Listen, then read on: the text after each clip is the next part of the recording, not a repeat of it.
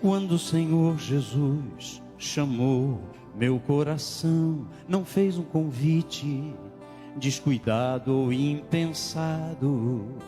Não quis apenas ser gentil ou educado, mas deixou claro que havia algo importante a ser feito. Quando o Senhor Jesus chamou meu coração, não fez um convite descuidado ou impensado. Não quis apenas ser gentil ou educado, mas deixou claro que havia algo importante a ser feito. Mas para que esse algo eu conhecesse, era preciso andar junto com Ele, e necessário pensar os seus pensamentos e amar pessoas com o seu amor, e conhecer também de perto a dor e os vales mais profundos. Provar aos poucos uma solidão e o desamparo desse mundo, e aprendendo assim a depender a cada dia mais de suas mãos. Quando Ele me chamou, não fez promessas humanamente convincentes, nada que me enchesse os olhos. Apenas disse que me faria um pescador, mas pescador de peixes eu sou. E na verdade há muitos outros como eu. Nós pescamos coisas distintas, e mesmo que você não sinta, sua vida algo vai buscar.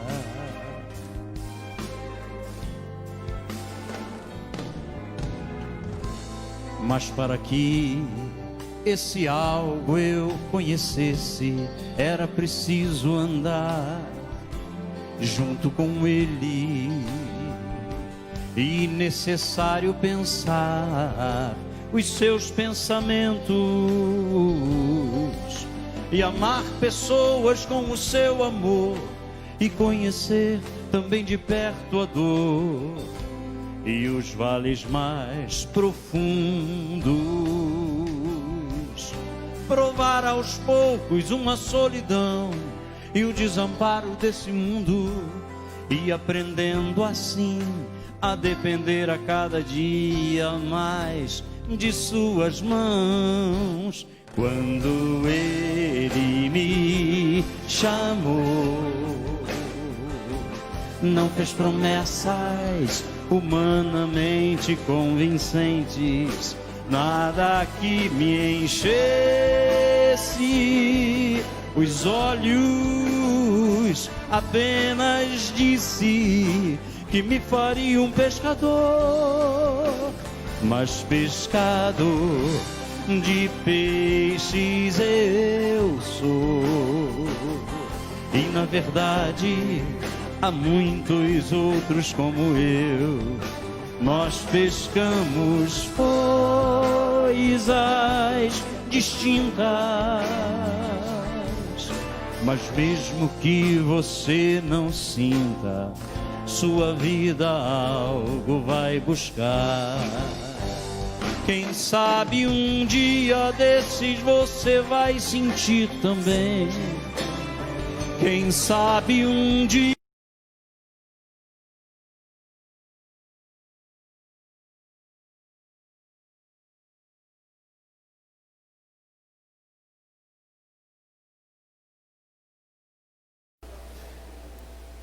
Boa noite, meus irmãos, sejam bem-vindos. Estão aqui chegando os irmãos aqui da nossa Igreja Batista da Graça, graças a Deus, mais um culto, né? Na presença do Senhor. Temos aqui já alguns irmãos também já chegando, né? Família nova aí nos visitando aqui depois da quarentena, mas não é visita, né? Já é daqui para frente, né? Então tem uns irmãos aí já se chegando, que bênção. E você que está aí de casa, estamos iniciando também o nosso culto, né, de louvor e adoração. Estamos ainda, né, uma igreja dividida em 3 partes. 4h30 nós temos um culto, 7 horas nós temos outro aqui presencial e você na sua casa cultuando a Deus. Vamos orar ao Senhor, pedir ao Senhor que esteja nos abençoando nesse momento, se fazendo presente aqui. Vamos ficar de pé para nós orarmos.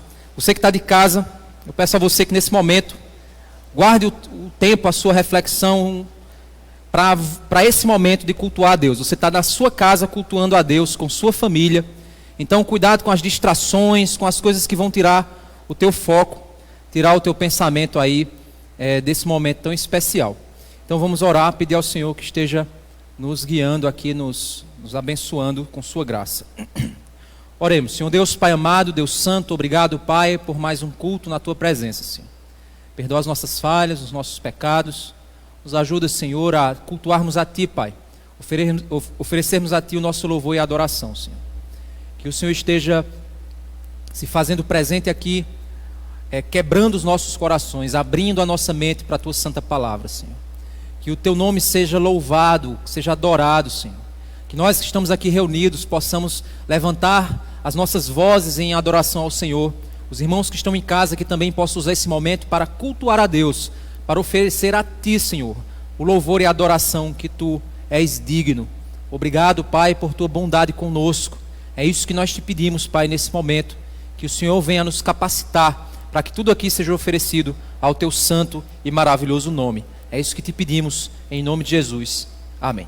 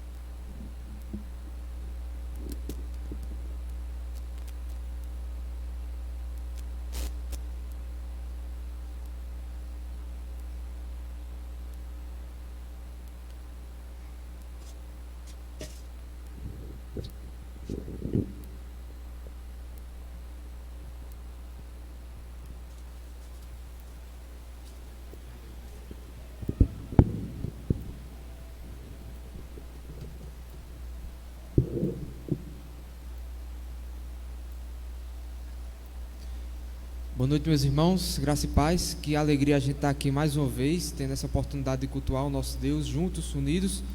A gente vai louvar esse primeiro hino que fala exatamente na nossa comunhão, da aliança que nós fizemos, que Deus nos chamou a fazer parte um dia, por conta lá da cruz, por conta da sua morte, por conta que Ele nos amou a ponto de entregar o seu próprio Filho para morrer em nosso lugar. Então se alegre nessa verdade, se alegre por estar aqui, porque se você está aqui hoje é porque Deus te trouxe até aqui, te conduziu até aqui para que a gente estivesse aqui vivendo juntos, unidos, compartilhando, conhecendo um ao outro e abençoando a vida de cada irmão que está aqui presente. Então, como chamei o pessoal no culto mais cedo, Igreja Batista da Graça, se sinta aí convidada, se sinta participante desse momento, porque isso não é um momento nosso aqui de quem está tocando, cantando, mas é um momento da nossa igreja estar junta, louvando ao nosso Deus.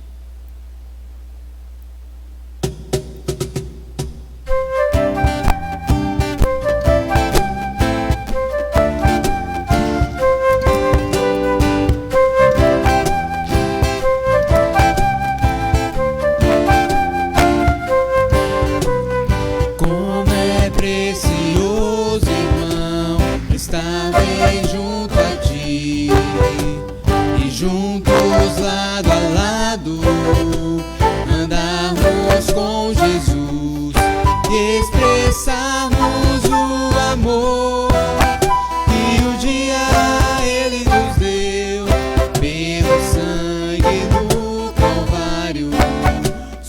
vida trouxe a nós. Aliança no Senhor, eu tenho com você. Não existem mais barreiras em meu ser. Eu sou livre pra te amar, pra te aceitar e para te pedir. Perdoa-me, irmã. Eu sou com você no amor do nosso Pai. Somos no amor de Jesus.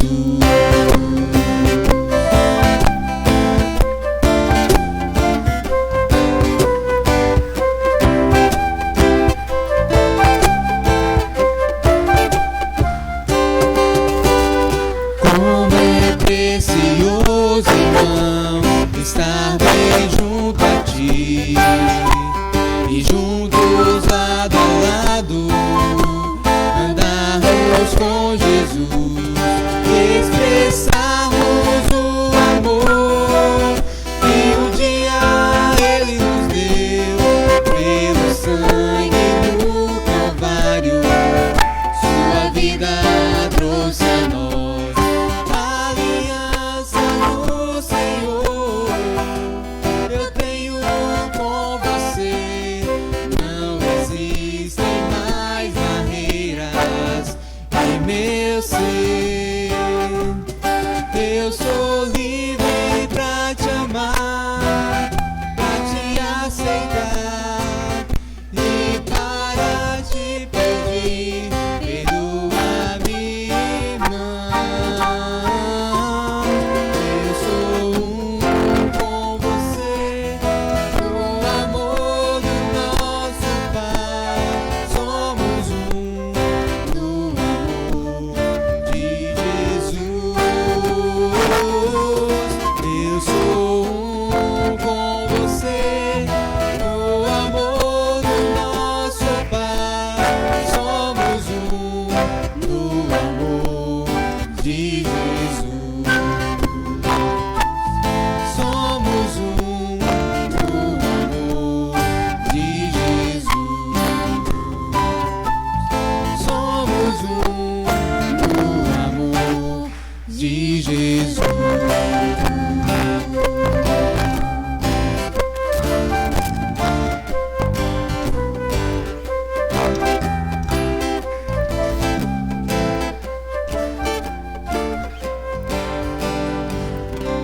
Os irmãos já podem sentar.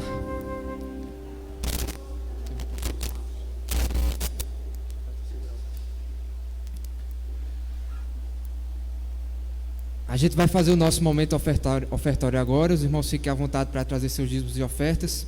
E a gente vai entoar o hino Firmeza, que nos relembra o quanto é bom a gente ter um Deus que cuida da gente e está conosco. E que a gente tem a certeza que podemos colocar nele as nossas vidas, porque Ele é a rocha, Ele é o fundamento que nada pode abalar.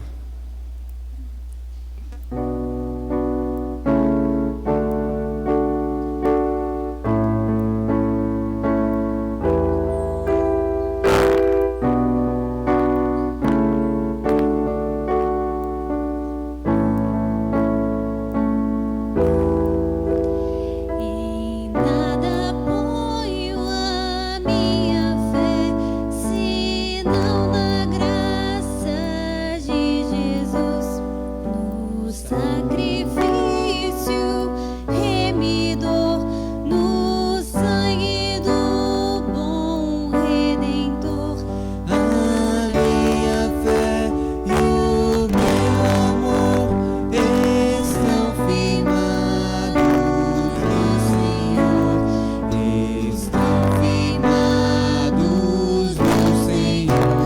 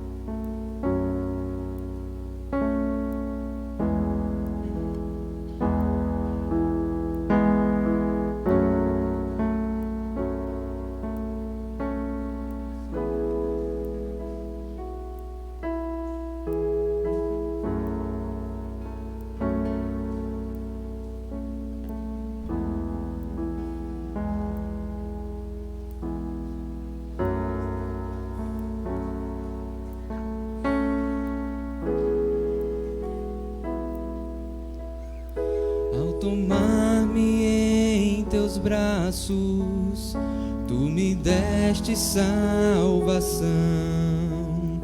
Teu amor tens derramado em meu coração. Não sei como agradecer-te pelo que fizeste a mim. Só me resta dar-te agora minha canção. Vamos cantar? Agradecer ao Senhor. Graças, graças, Senhor. Graças eu te dou, Jesus.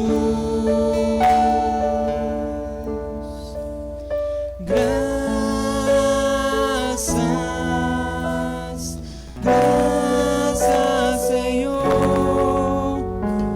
Graças eu te dou, Jesus.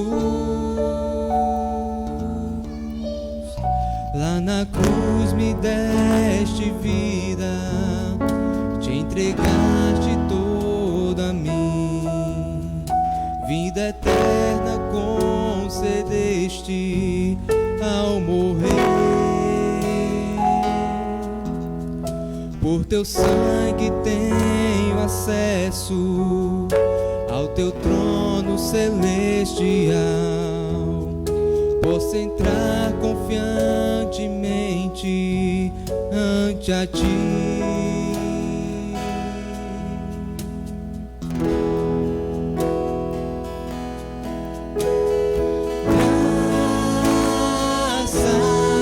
Graças, graças, Senhor.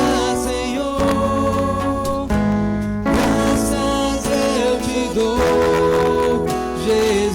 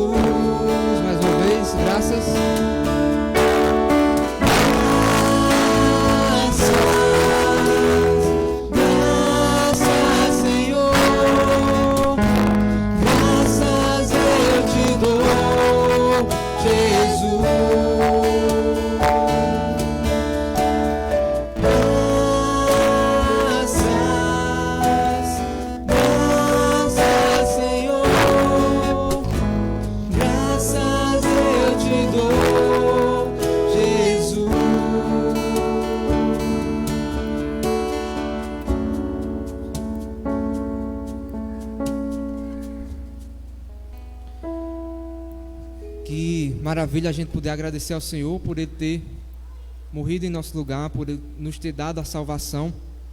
E aí fica o desafio para a gente, fica o chamado para a gente de não apenas viver esse Evangelho por palavras, mas realmente atender ao chamado de Cristo, de ser luz e de ser sal nesse mundo.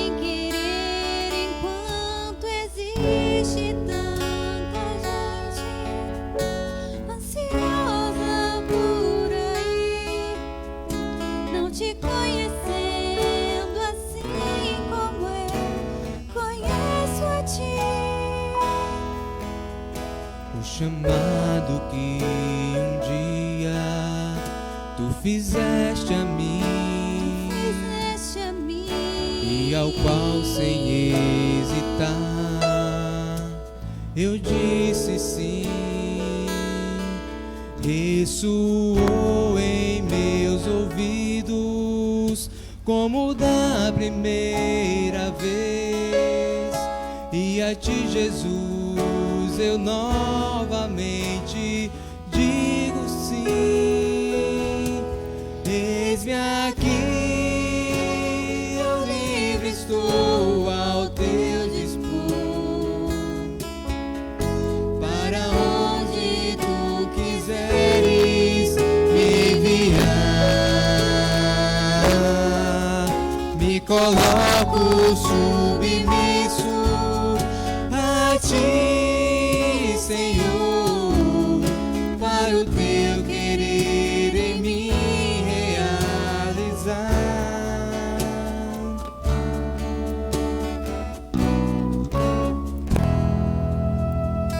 O chamado que um dia tu fizeste a mim e ao qual sem hesitar eu disse sim. Ressoou em meus ouvidos como da primeira vez. E a ti, Jesus, eu novamente digo sim. Eis-me aqui, eu livre estou ao teu dispor, para onde tu quiseres me enviar. Me coloco submisso a ti, Senhor, para o teu querer em mim realizar. Eis-me aqui, eu livre estou ao teu dispor, para onde tu quiseres me enviar. Me coloco submisso a ti, Senhor, para o teu querer em mim realizar.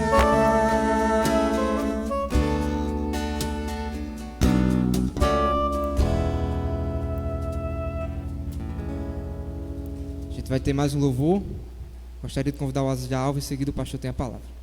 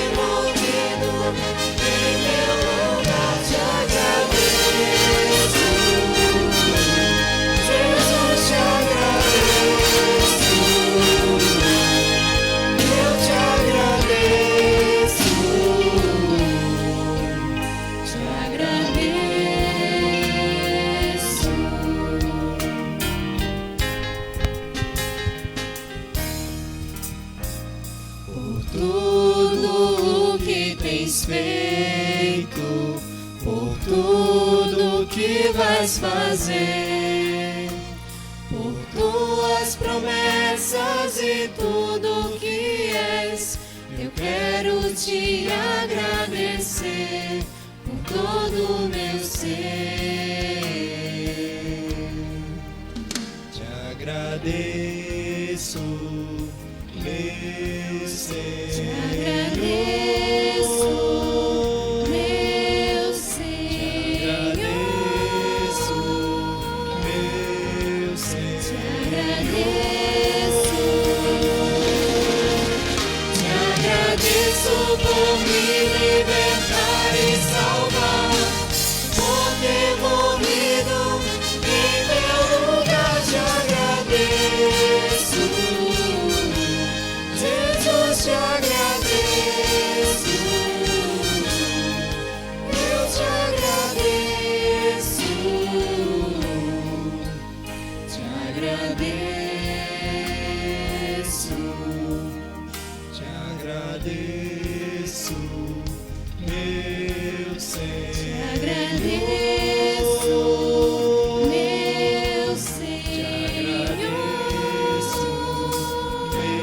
Meu Te ser. agradeço. Te agradeço por me libertar e salvar, por ter morrido em meu lugar. Te agradeço, Jesus, te agradeço. Eu te agradeço, te agradeço. Te agradeço por me libertar e salvar, por ter morrido em meu lugar. Te agradeço, Jesus, te agradeço. Eu te agradeço, te agradeço, te agradeço, te agradeço.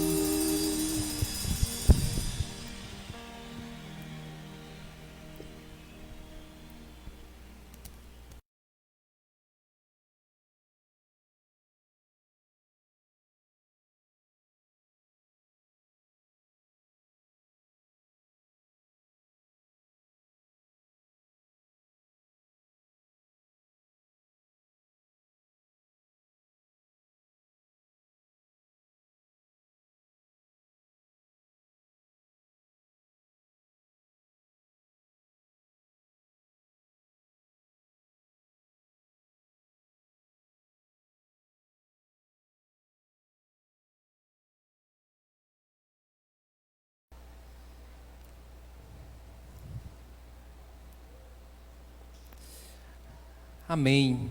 Que nós possamos ser gratos ao Senhor, que a gente possa refletir sobre tudo que Deus tem feito em nossas vidas. Vamos ficar de pé para nós orarmos ao Senhor?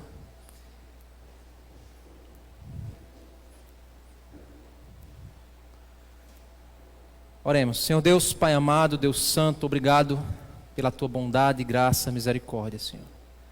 Fala conosco através da Tua santa palavra.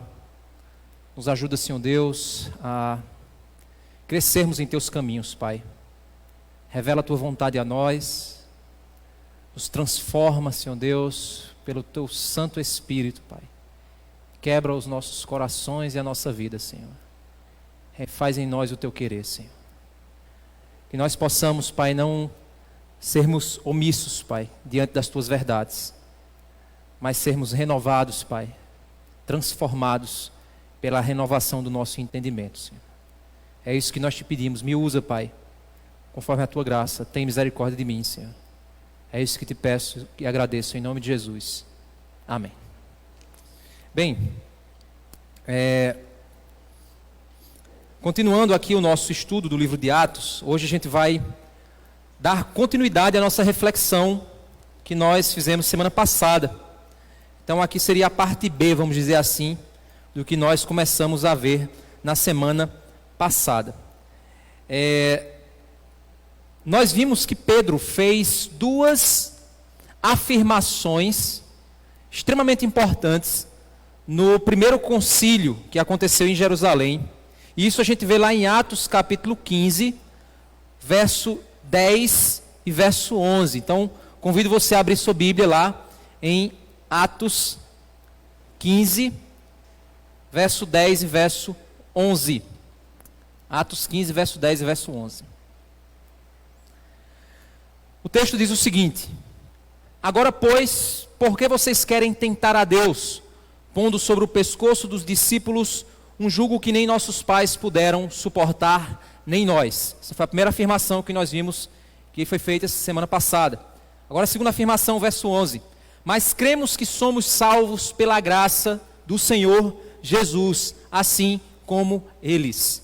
Nós vimos que o que acontece aqui nesse momento aqui do livro de Atos é que judeus e gentios começaram a conviver juntos.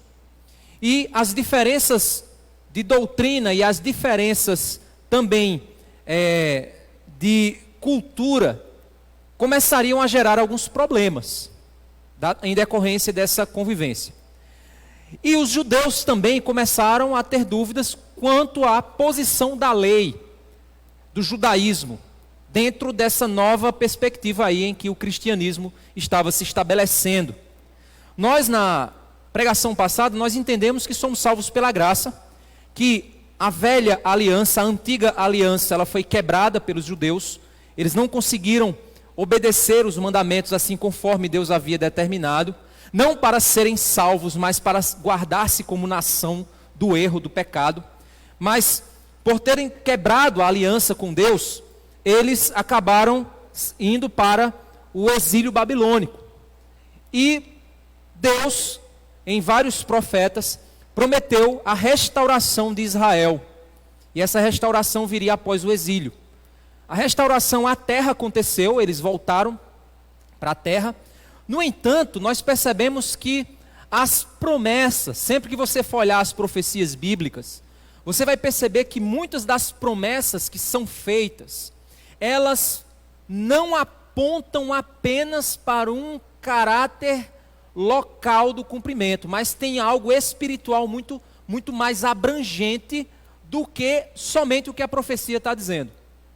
A única maneira de você enxergar a nova aliança com a abrangência que a nova aliança possui em Cristo, por causa da graça, é se você de fato entregar-se ao Senhor Jesus e fazer uma leitura das profecias com os olhos de Cristo, a partir de Cristo, você interpretar as profecias. Então a grande dificuldade agora era, e aí, como fica a lei, a aliança feita lá com Abraão, não é? A aliança lá com Moisés, como é que fica? Como é que fica agora a lei diante dessa situação? E aí nós vimos as duas declarações que Pedro faz, extremamente importantes. E apesar de eu ter dito que a gente ia trabalhar em torno de 3 mensagens, eu vou trabalhar somente a mensagem anterior e essa mensagem. Por quê? Porque senão a gente vai desviar do foco do livro de Atos. E aqui a gente vai entender, fechar o entendimento das duas afirmações que foram feitas. A primeira afirmação, que é: vocês querem tentar a Deus colocando sobre o pescoço dos discípulos um jugo que nem nossos pais puderam suportar, nem nós. E a segunda afirmação: nós cremos que somos salvos pela graça de Deus, assim como eles são. Para poder ilustrar melhor, porque essa discussão, ela se inicia aqui, mas ela vai se desenrolando pelo livro de Atos e também pela história da igreja primitiva. O apóstolo Paulo, ele trabalha esse entendimento em diversas outras epístolas. E por isso, tanto Paulo, Pedro, Tiago, muitos outros trabalharam esse pensamento a respeito da posição da graça e da lei e graça, como é que fica uma coisa e outra, que a gente, para tentar compreender um pouco mais à frente o entendimento apostólico, como ficou definido o entendimento apostólico até então, a gente vai lá para Gálatas capítulo 3. O objetivo, irmãos, de nós fazermos, e aqui nós vamos fazer uma leitura e eu vou explicar esses textos de maneira muito rápida. Rápido que eu estou dizendo assim é superficial, certo? Não é que eu vou fazer gol, senão os intérpretes aí vai perder uns 5 quilos aí nessa pregação. Eu vou fazer uma leitura superficial, assim, uma explicação superficial do que esses textos estão dizendo. Então, primeiramente, Gálatas capítulo 3, nós vamos ver do verso 1 até o verso 29. Do verso 1 até o verso 29. Vamos lá. Gálatas 3, deixa eu achar aqui, Gálatas 3, está aqui. Gálatas 3, do 1 ao 29. Ó Gálatas insensatos, quem foi que os enfeitiçou? Não foi diante dos olhos de vocês que Jesus Cristo foi exposto como crucificado? Quero apenas saber isto. Vocês receberam o Espírito pelas obras da lei ou pela pregação da fé? Será que vocês são tão insensatos que, tendo começado no Espírito, agora querem se aperfeiçoar na carne? O que é que está acontecendo aqui, irmãos? O apóstolo Paulo está falando com os Gálatas porque alguns judaizantes na igreja da Galácia, alguns que queriam judaizar a fé, ou seja, trazer os preceitos da lei para dentro da fé cristã, a aliança da lei para dentro da fé cristã, estes estavam começando a perverter a fé dos Gálatas. E aqui Paulo diz, olha, vocês conheceram a graça por meio da fé. Por que que vocês conheceram a Cristo por meio da fé, e agora vocês querem ser santos por meio das obras? Por meio da lei? Por que vocês querem fazer isso por meio da lei? A grande questão, irmãos, não é porque eu devo ignorar a lei. A lei tem a sua posição, e Paulo vai falar aqui. Mas o fato é que eu não posso confiar que o preceito da lei é aquilo que me santifica. Porque a lei, ela vai ser cumprida em mim por meio da graça, não por meio do meu esforço. O grande problema aqui está no lugar onde você está colocando a sua confiança. Irmãos, nós precisamos entender isso. Tem uma frase do Charles Spurgeon, não sei se eu vou conseguir falar ela corretamente, que me veio na cabeça agora. Até eu compartilhei ela no meu Instagram recentemente. Que ele diz assim, devemos nos esforçar em tudo como se dependesse de nós, mas olhar para o céu, porque tudo depende dele. Então a gente deve buscar, eu posso não ter falado aqui corretamente a frase, mas nós precisamos entender que a lei ela vai nos guiar, mas ela não nos salva. A salvação é mediante a graça. E é isso que Paulo está dizendo aqui aos Gálatas. Olha, vocês começaram bem e agora vocês estão se perdendo, querendo ser santificados por meio do esforço de vocês, das obras de vocês. Verso 4 ele diz, será que vocês sofreram tantas coisas em vão? Se é que na verdade foram em vão. Aquele que lhes concede o Espírito e que opera milagres entre vocês, será que ele o faz pelas obras da lei ou pela pregação da fé? É o caso de Abraão, ele agora vai usar o exemplo de Abraão no verso 6. É o caso de Abraão que creu em Deus e isso lhe foi atribuído para a justiça. O que ele está querendo dizer é que Abraão ele não foi salvo porque ele se circuncidou. Ele não foi salvo porque ele guardou a lei. Ele não foi salvo porque ele obedeceu os mandamentos. Ele foi salvo porque ele creu. E por ele ter crido, Deus justificou ele de seu pecado. Muito antes que a circuncisão houvesse de ser feita em Abraão. Verso 7 ele diz, saibam, portanto, que os que têm fé é que são filhos de Abraão. Porque o judeu, ele acreditava que por ele ser descendente de Abraão, então ele era filho de Abraão. Tem o sangue de Abraão correndo nas minhas veias. Sou descendente de Abraão. Sou filho de Abraão. E Paulo está dizendo, olha, o filho de Abraão não é o que nasce pelo sangue, mas é o que crê em Deus, se torna filho de Abraão. Verso 8, ora, tendo a Escritura previsto que Deus justificaria os gentios pela fé, pré-anunciou o evangelho a Abraão dizendo, em você serão abençoados todos os povos. Olha só, ele está citando aqui Gênesis 12. Ele está dizendo, olha, Deus ele pré-anunciou que os gentios seriam justificados também pela fé. Deus iria tornar os gentios justos, mesmo não sendo judeus, eles seriam tornados justos. E como é que Deus fez isso? Pré-anunciando o evangelho a Abraão. Como foi que ele fez isso? Gênesis 12. Em ti serão benditas todas as famílias da terra, na tua descendência. Deus estava ali pré-anunciando o evangelho, fazendo uma promessa a Abraão. Abraão, o teu descendente, Abraão, ele será aquele que trará bênção e abençoará todos os povos. Ele já havia pré-anunciado, antes que a lei de Moisés viesse, Abraão já havia recebido a promessa da salvação, a promessa de que ele seria aquele que traria, por meio da descendência dele, o Salvador de todas as coisas, Salvador de todos aqueles que nele creem.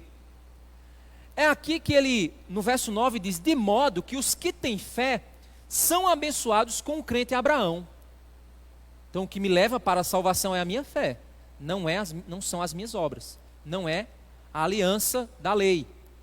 Verso 10: pois todos os que são das obras da lei estão debaixo de maldição, porque está escrito: maldito todo aquele que não permanece em todas as coisas escritas no livro da lei para praticá-las. Olha só que interessante. Todo mundo que tenta ser salvo por meio da lei se torna maldito. Por quê? Porque a própria lei diz: quem não cumprir o que está escrito é maldito, será condenado. E naturalmente o homem não consegue cumprir isso. Então, automaticamente, o homem que tenta ser justificado por meio das suas obras, automaticamente ele cai.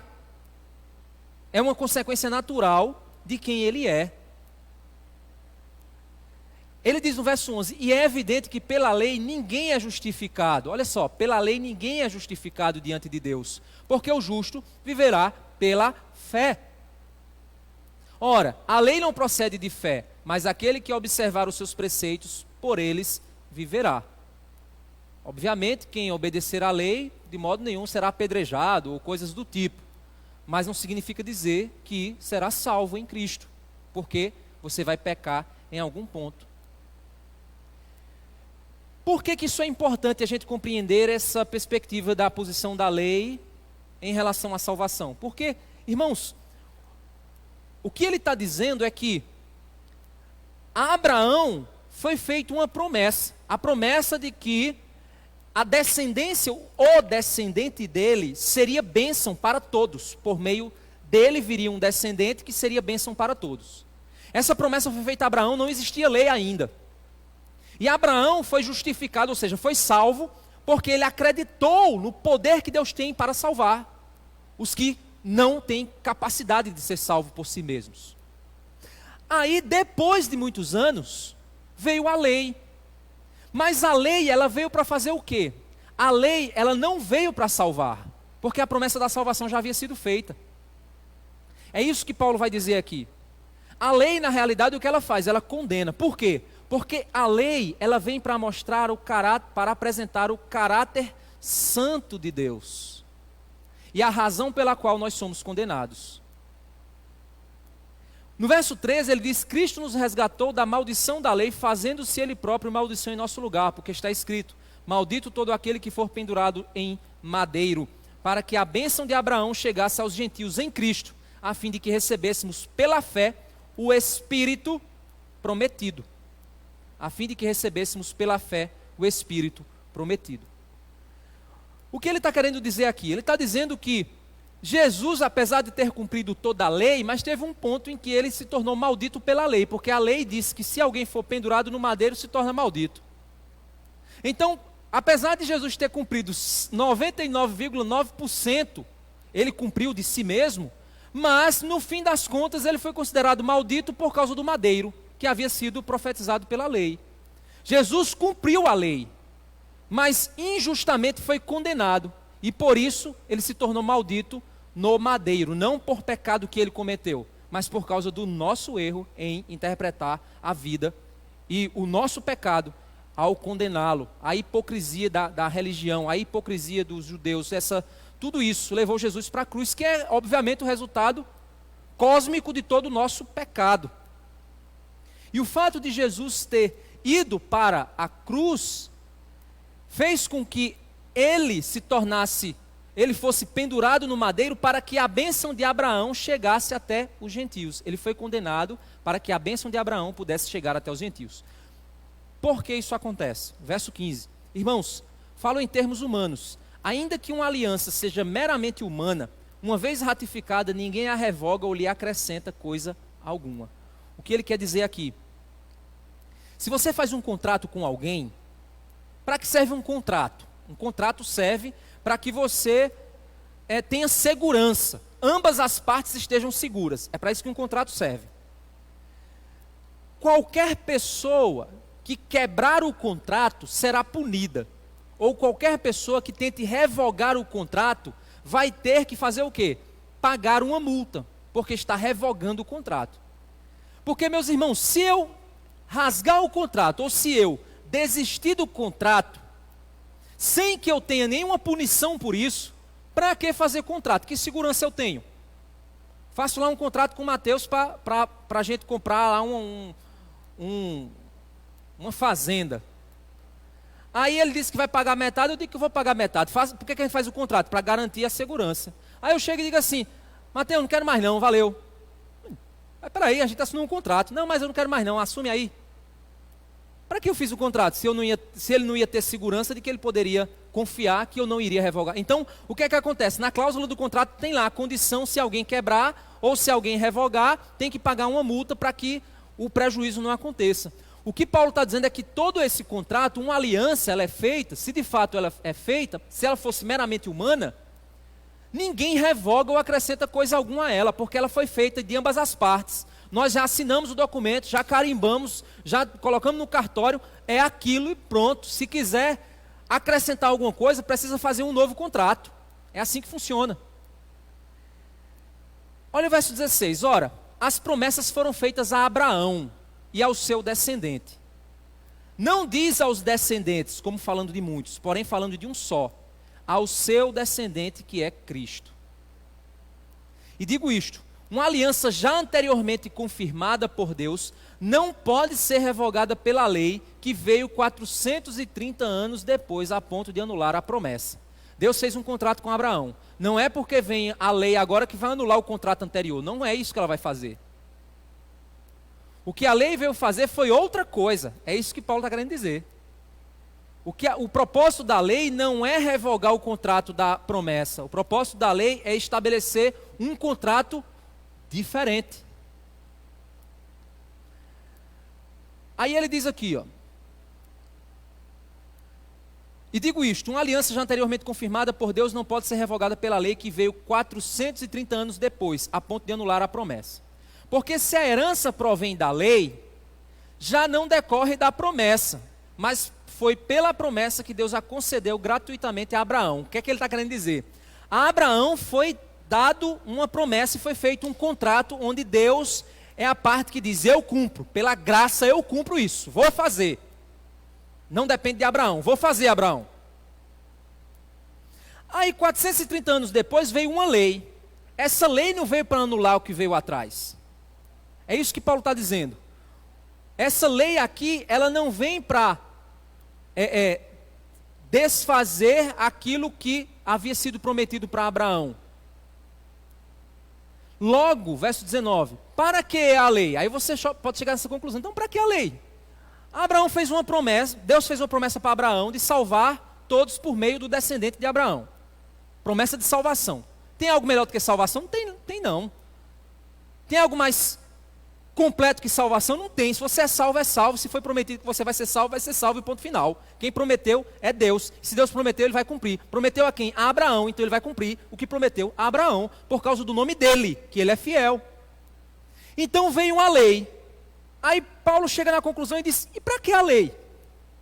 Se tudo já está feito aqui por Abraão, para que vem a lei depois?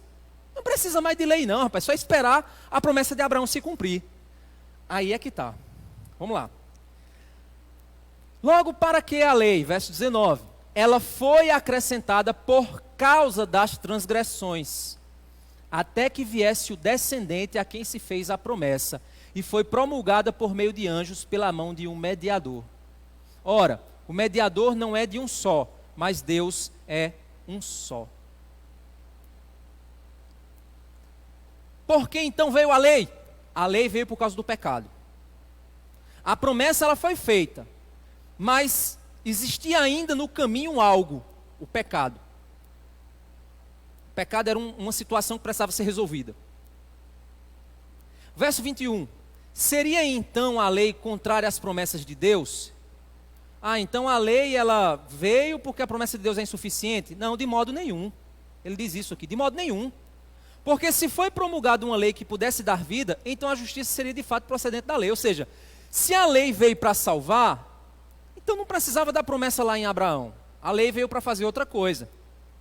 Verso 22. Mas a Escritura, ele está falando, se referindo à lei, encerrou tudo sob o pecado. Tudo por causa da lei foi colocado debaixo da condição de pecado. Para que, mediante a fé em Jesus Cristo, a promessa fosse concedida aos que creem. Olha só que plano maravilhoso. A promessa foi feita a Abraão. Mas existiu pecado no meio do caminho. A lei veio para quê? Para dizer o que é pecado. Para quê? Para que Jesus, vencendo o pecado, pudesse se tornar aquele que viria justificar como descendente de Abraão, como a promessa que foi feita a Abraão. O que é que a lei então ela faz, irmãos? Imagina que você está tossindo. Está lá, morrendo. Aí você diz, agora o que é que está acontecendo comigo? Aí você vai fazer um raio-x. Chega lá para fazer, não é, eu vendo vocês tudo de máscara, eu fazendo isso, né? Não é muito confortável não, né? Aí eu vou lá fazer um raio-x. Quando eu vou fazer o raio-x, eu descubro que eu estou com pneumonia. Veja lá, o meu pulmão está pneumonia. Eita caramba, e agora? O raio-x me deu pneumonia? Não. O raio-x evidenciou que eu estou doente. Ele apenas apresentou por que eu estou doente, qual a causa da minha dor. É isso que o raio-x faz. O que a lei é o raio-x do coração humano. A lei é o que diz o seguinte, ela diz para você o seguinte, olha, um coração saudável é adorar a Deus sobre todas as coisas, amar o próximo como a ti mesmo. Isso é um coração saudável, um coração doente não faz isso. Então tudo que não estiver de acordo com aquilo que a lei determina está doente, está em pecado, está sob a condição do pecado. Por isso que ele está dizendo, a Escritura encerrou tudo debaixo do pecado, para poder usar de misericórdia. Então o que é que a lei veio fazer? Ela veio apontar o problema, ela veio apontar onde está a doença. Porque depois que eu descubro que, no meu raio-x, eu descubro que eu estou com pneumonia, o que é que eu vou fazer? Vou para casa? Não, vou no médico. Para ele me passar exame, para eu ficar curado. Ou seja, depois que a lei diz que a minha doença é o pecado, eu vou para onde? Para o médico, que pode me curar. Jesus Cristo. É isso que, olha o verso 23. Mas antes que viesse a fé, estávamos sob a tutela da lei, e nela encerrados, para essa fé que no futuro haveria de ser revelada. De maneira que a lei se tornou o nosso guardião, para nos conduzir a Cristo, a fim de que fôssemos justificados pela fé. Olha só. A lei apontou a nossa doença, para que nós pudéssemos ir até o médico e pela fé termos acesso à cura que ele nos ofereceu. Verso 25. Mas agora que veio a fé, já não permanecemos subordinados ao guardião, ou seja, à lei. A gente não permanece subordinado à lei. A lei cumpriu sua missão, me conduzir, me apontar que eu sou doente. E a partir disso me dar a consciência de que existe uma cura. Sabe por quê? Porque a lei, ela não só aponta que eu estou doente, mas ela também aponta quem é o único capaz de me salvar. Então a lei, ela é a guardiã que diz assim, olha, você está errado, mas aquele ali está certo e ele pode te ajudar. Vai lá para ele. E quem está certo é quem cumprir tudo o que eu determinei. A lei diz isso, quem cumprir tudo o que eu significo, esse é o que é capaz de te ajudar. Aí Jesus veio e cumpriu 100% da lei. Se tornou capaz de ajudar aqueles que sofrem. No verso 26 ele diz o seguinte, pois todos vocês são filhos de Deus mediante a fé em Cristo Jesus, porque todos vocês foram batizados em Cristo Jesus, de Cristo se revestiram, assim sendo, não pode haver nem judeu, nem grego, nem escravo, nem liberto, nem homem, nem mulher, porque todos vocês são um em Cristo Jesus. E se vocês são de Cristo, também são descendentes de Abraão e herdeiros segundo a promessa. Olha só que interessante. Deus fez uma promessa a Abraão: vou salvar por meio do seu descendente Abraão. Promessa feita, contrato assinado, ok. Mas quem precisa ser salvo? A lei mostra. Olha, a lei está aqui para dizer quem está doente, para dizer onde é que está a cura. A lei veio, nos conduziu até o Salvador. Agora estamos em Cristo, recebemos a Cristo, pela fé fomos salvos. Fechou o parêntese. A promessa de Abraão foi cumprida em Jesus, e hoje a lei me conduziu para Cristo, e em Cristo eu recebi a promessa de Abraão. É um mecanismo bem complexo, né? Mas foi assim que Deus trabalhou. Complexo e fácil ao mesmo tempo. Então, meus irmãos, o que é que... Aí você diz, então a lei hoje ela é ignorada? Não, porque a lei sempre vai me conduzir para Cristo. Sempre vai me conduzir para Cristo. Por quê? Porque quando eu estou vivendo em pecado, a lei de Deus me diz, você está errado. Aí eu digo, meu Deus, eu estou errado, a lei está me dizendo. Então deixa eu me esforçar para eu conseguir cumprir a lei. A lei vai me dizer, não, meu velho, você não consegue. Vá para Cristo. Aí eu sempre vou para Cristo. Pá, aí Ele me dá capacidade. Aí eu cumpro aquilo que Deus está me capacitando a fazer. Então eu preciso, irmãos, pregar o Evangelho para mim o tempo todo. A santificação é um processo no qual eu prego o Evangelho para mim todo dia. Eu preciso pregar o Evangelho para mim todo santo dia. Eu preciso pregar o Evangelho para meu coração. Dizer ao meu coração, você é incapaz, você não tem capacidade, você é pecador. Você precisa do Senhor Jesus para ser capacitado. E eu vou para a cruz e nela eu encontro graça. E a graça me capacita e eu cumpro a lei por meio da graça. Esse é o caminho. Então, a primeira afirmação que foi feita, vocês querem tentar Deus colocando um jugo, ou seja, vocês querem tentar Deus colocando a lei sobre os gentios, se nem os nossos pais conseguiram aguentar o peso dela, porque ninguém consegue aguentar o peso dela, e vocês agora querem que os gentios aguentem. Não faz sentido. Se eu tenho Cristo, eu não preciso mais do guardião que me conduz até Cristo, porque eu já cheguei até Cristo. Ele é a plenitude de tudo que eu preciso. Ele é tudo o que eu preciso. A segunda afirmativa, que é a salvação é pela graça, a gente vai lá para Efésios. Então é o próximo livro, Gálatas. Agora vamos lá para Efésios. Essa leitura aqui, eu estou passando de modo superficial, mas na realidade o meu objetivo aqui não é fazer vocês entenderem completamente o que o texto está dizendo, certo? Mas dar a direção para vocês, e aí em casa vocês deem uma lida mais detalhada do que eu expliquei aqui, mas a ideia é conectar a mente de vocês com esses dois textos que são muito importantes para você compreender essas relações. Lei e graça, salvação pela graça. Efésios capítulo 2, vamos ler. Aqui eu vou ler mais do que explicar, certo? Capítulo 2, verso 1. Ele lhes deu vida quando vocês estavam mortos em suas transgressões e pecados, nos quais vocês andaram noutro tempo, segundo o curso deste mundo, segundo o príncipe da potestade do ar, do espírito que agora atua nos filhos da desobediência. Entre eles também nós, todos, andávamos no passado, segundo as inclinações da nossa carne, fazendo a vontade da carne e dos pensamentos, e éramos por natureza filhos da ira, como também os demais.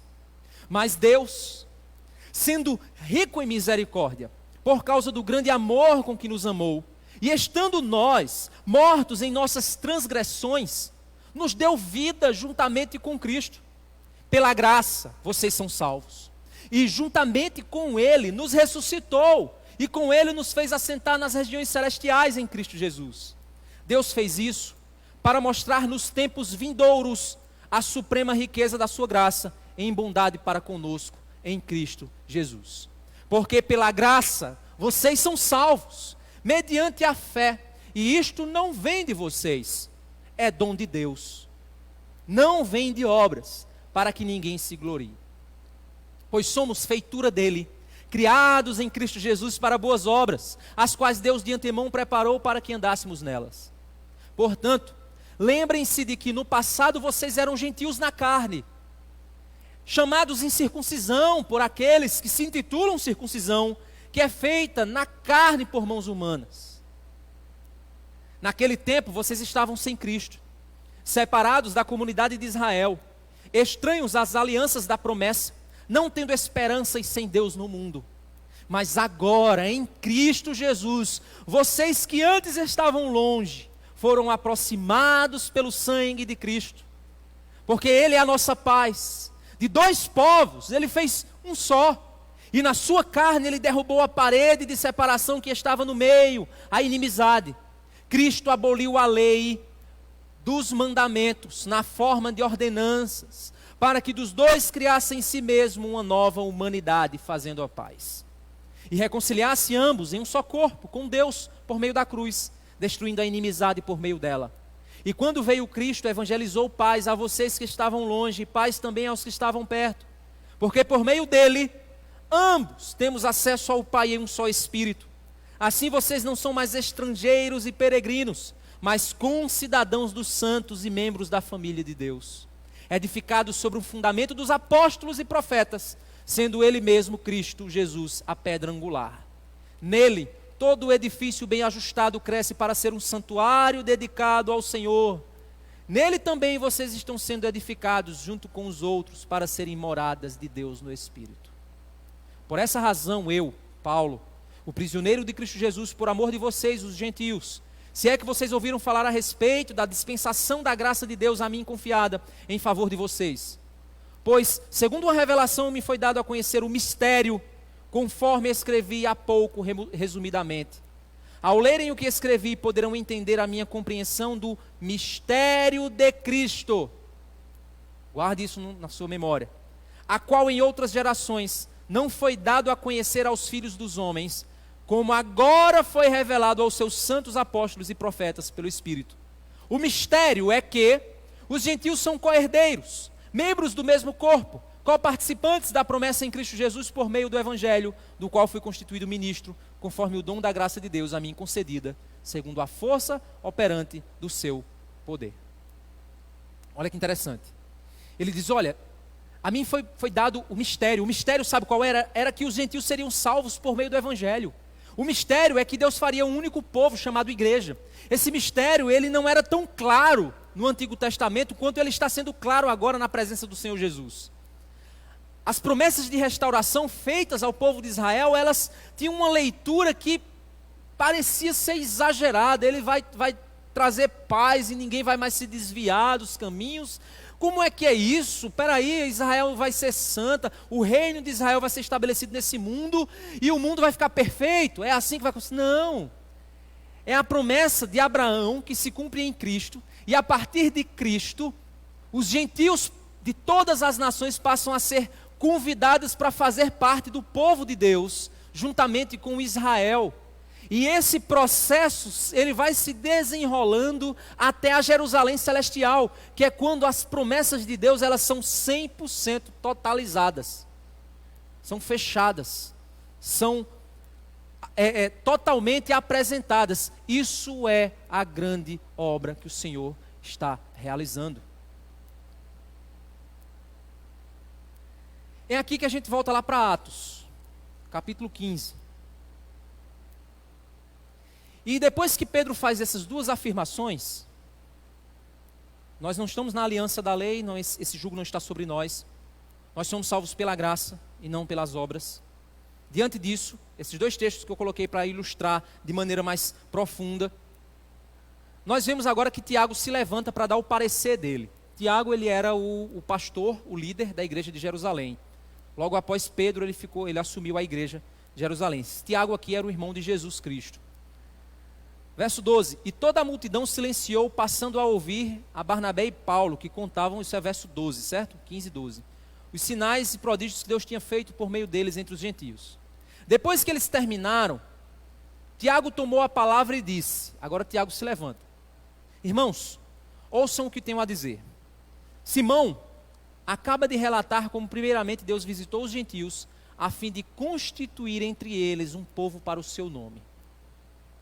Com isso, concordam as palavras dos profetas como está escrito. Ele cita agora o texto de Amós, capítulo 9. Esse texto de Amós, capítulo 9, está lá no verso 11 e 12. A gente não vai lá não, certo? Mas esse texto de Amós, ele foi um profeta pós-exílico. Lembram a estrutura?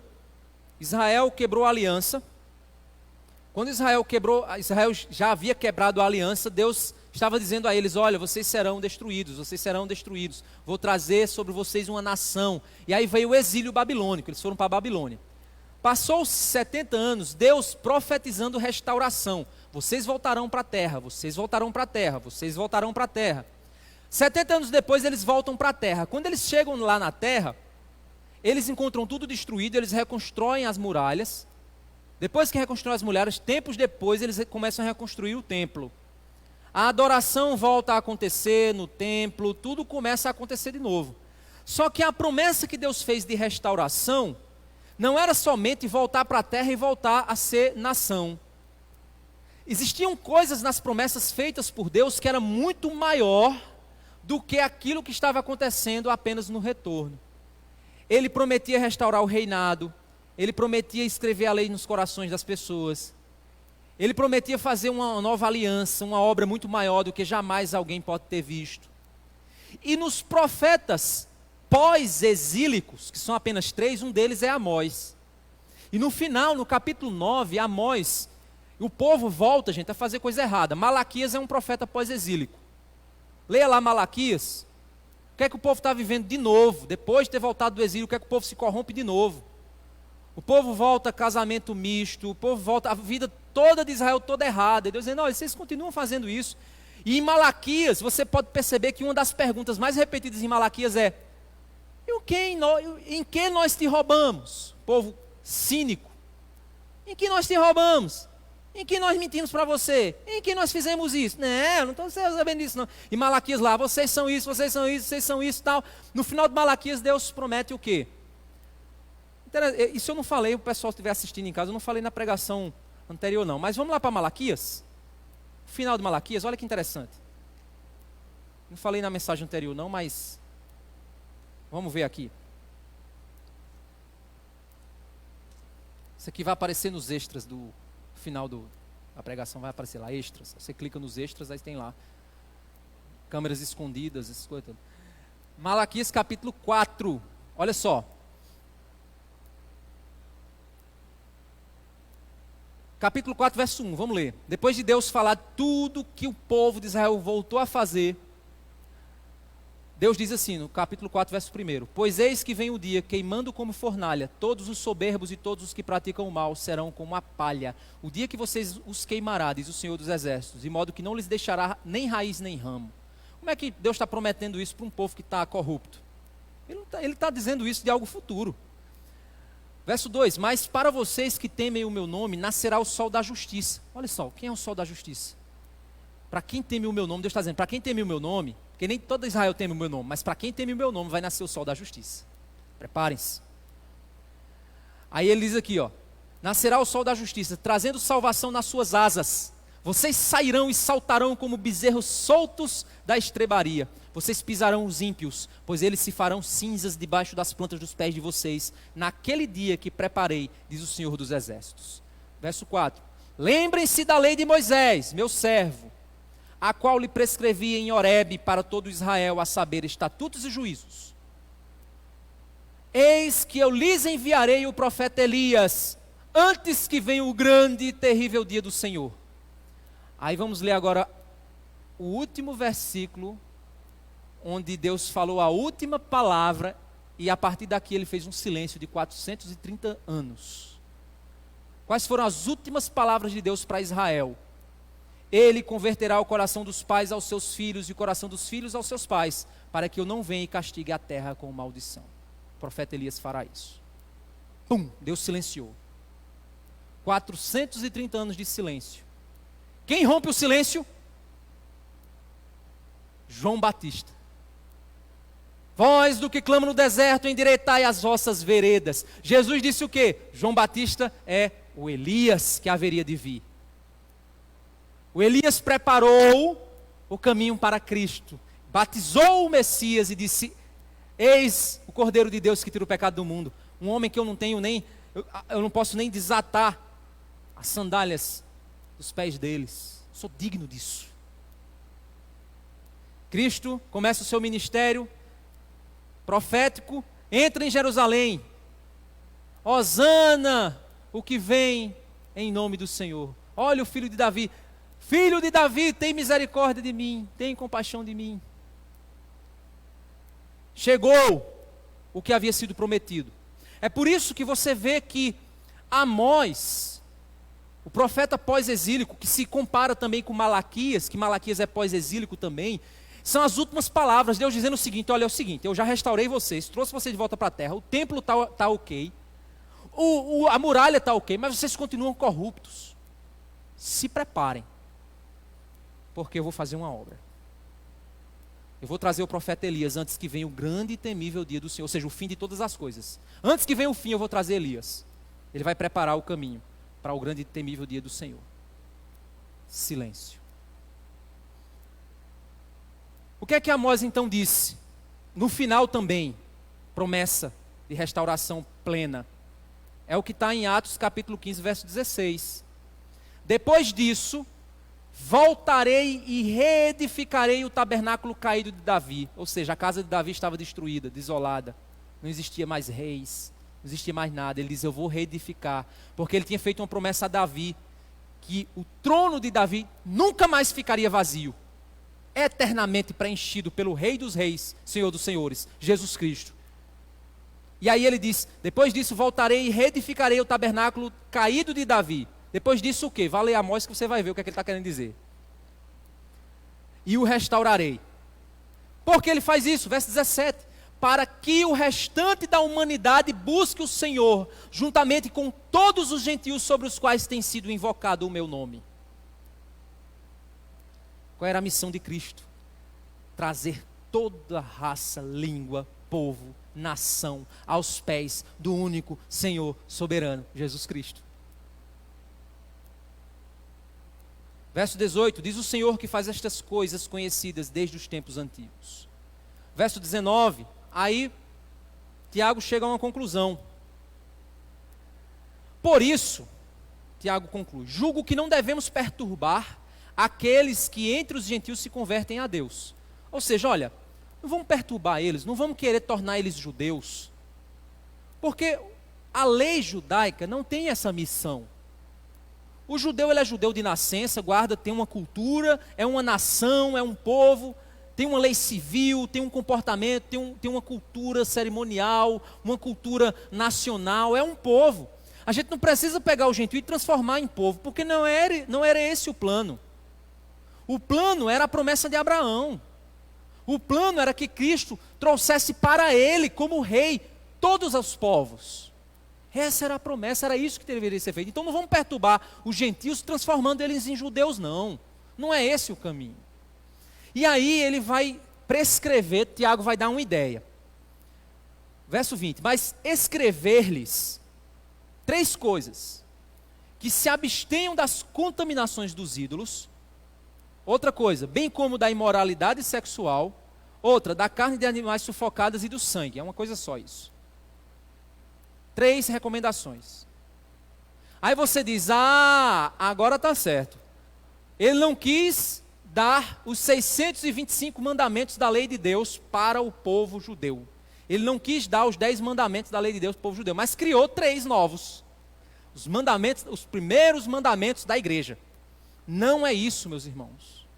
Porque depois de tudo isso que já estou na segunda mensagem falando isso para vocês. Se o meu entendimento for que Tiago está propondo 3 novas leis para a igreja, meu irmão, a gente cai no mesmo erro. O povo vai querer ser santo pela lei. Não é isso a preocupação de Tiago. Eu não posso dizer que são leis novas que Deus está estabelecendo agora para a igreja. Porque, meus irmãos, esse é o problema. Quando nós estabelecemos leis e queremos seguir e obedecer à lei, nós passamos a nos esforçar para isso ao ponto de passar a confiar no nosso esforço e não na graça. Eu devo cumprir não porque eu quero ser salvo ou agradar a Deus. Eu devo cumprir porque pela graça eu agrado a Deus. O caminho é o inverso. Então, a grande questão, esse é o problema. Hoje tem pessoas que querem definir novas leis para a igreja. Qual tipo de... Não, mulher não pode usar calça, tem que usar saia. Não pode cortar o cabelo. Não pode não sei o que lá, para parecer mais santo que um que outro. Estabelecendo leis, coisas, como se ao cumprir isso eu estou me tornando santo.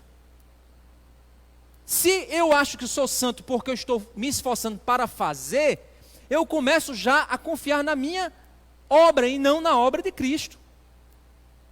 Então o que é que eu preciso fazer? O que é que a lei vai me dizer? Vai me apontar o meu pecado, e o que é que eu preciso fazer? Pela graça, obedecer aquilo que a moral santa de Deus está determinando. Não porque eu quero ser salvo, mas porque a graça de Deus me leva para querer agradar a Deus através da sua lei, não da lei como relacionamento de ordenança, mas da lei como relacionamento de santidade, caráter santo de Deus. E aqui, irmãos, esse é o problema, porque tem pessoas que interpretam isso errado. Olha o verso 21. Depois que ele diz isso, olha, vamos dar 3 dicas para eles. Se abstenham disso. Verso 21.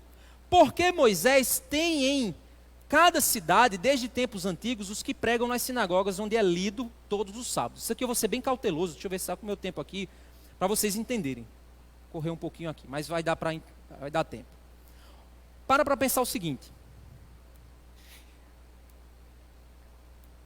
A igreja não está definindo uma nova lei, porque senão ela estaria escorregando no próprio coisa que ele já definiu, que não é o caminho, leis não são o caminho, a graça é. Confirma-se isso no verso 21, porque ele diz o seguinte, olha, vamos pregar a graça, porque Moisés já tem quem pregue. Primeiro ponto, 21. Vamos pregar a graça, porque Moisés já tem quem pregue. Segunda coisa, isso aqui é um texto muito controverso, então eu vou dar para vocês algumas percepções mais gerais do que eles acham que pode ser essa afirmação de Tiago. Primeiro é essa que eu falei para vocês, vamos pregar a graça porque a lei já tem quem pregue. Segundo, se a lei de Moisés gerasse a diferença que a gente espera, já teria gerado, porque todo sábado ele é pregado nas sinagogas. Então, o que é que haveria? Que boas novas são essas, se elas são as velhas? Que Moisés prega toda vez. Segundo ponto. Terceiro, se alguém quer saber o que um judeu pensa, vá na sinagoga. O problema não é com o que o judeu pensa. O problema aqui está sendo com o que o gentio pensa. Essa é o que explica o que é que ele dá no verso 20.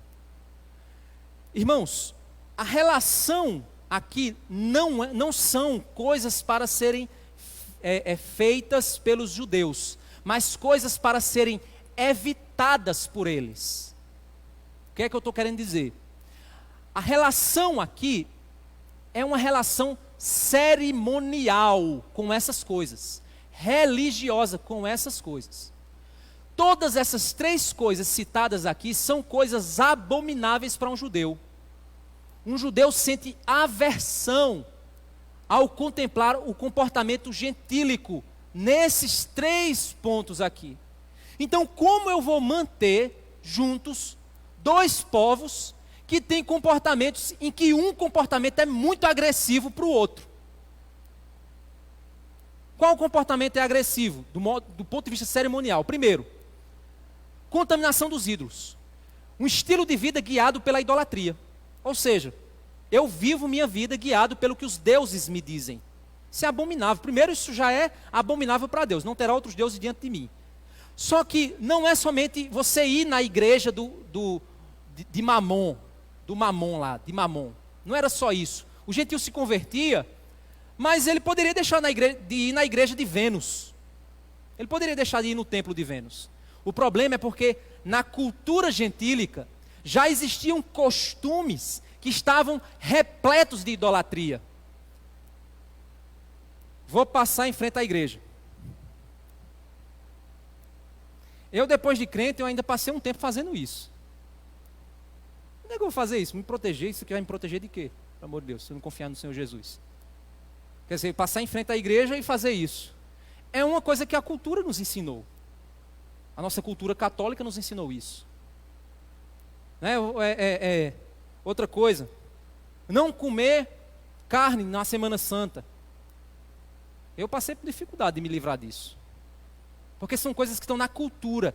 Está arraigado. Eu não preciso ir na missa para vivenciar isso. Eu fui criado dentro desse aspecto. Então, mesmo eu me convertendo, existem coisas que estão ali arraigadas dentro de mim.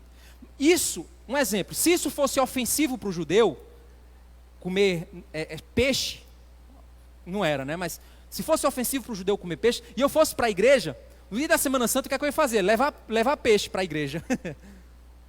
Aí o judeu ia estar lá na igreja e dizer, ele trouxe peixe, isso é um nojento. Porque para o judeu era algo agressivo para ele. Então, como equalizar esse problema agora? Aí Tiago diz, olha, primeiro, vamos fazer o seguinte, tudo que é comportamento idólatra na cultura, avalie e largue, abre mão disso, ok? Ok. A gente vai resolver muito problema de convívio por conta disso. Ótimo. Segunda coisa, imoralidade sexual. Aí você diz, mas isso não é óbvio? Não, não é óbvio. Sabe por quê? Porque nós hoje consideramos algo feio irmão com irmã casar, irmãos casarem. A gente faz, imagina, hein? Deixa eu ver aqui. Imagina, João, tu casando com tua irmã. E aí? Legal, né? Chega arregalou o zóio. A nossa cultura, a gente acha isso, que coisa. Mas na cultura pré-cristã, isso era normal. Sexo com crianças, com animais, matar criança, irmãos, familiares, pai com filha, filha com pai. Normal. Então, tinha muito comportamento da própria cultura gentílica, da própria cultura que não era cristã, que não era judaica nem cristã, que era agressivo. E aí ele diz, olha, vamos também rever os conceitos da sexualidade de vocês? Beleza? Então vamos ver isso também, para evitar. Porque imagina, igreja de judeu e gentil, aí o cara lá está com um comportamento lá com a mãe, as irmãs, não sei quem, dentro da igreja, porque não, é porque eu já era casado com elas, e um negócio todo tá. E aí os judeus de fora dizendo assim, aquele judeu ali no meio daquele gentil, tudo gentil ceboso, tudo gentil ruim, e os judeus no meio dele, que negócio mais desmantelado. Então, peraí, o testemunho da fé cristã vai ser prejudicado, o avanço do reino vai ser prejudicado. Então, resolva esse problema, ok. Terceiro, e aqui, vamos lá, isso aqui é mais polêmico. Eita, cadê o texto? Ó, gente, tinha gente estudando na minha Bíblia, em casa, vim descobrir hoje. Chegar em casa eu estudo na Bíblia deles.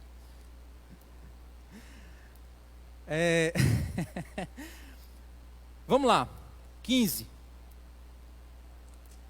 que é que Tiago diz? Carne de animais sufocados e do sangue.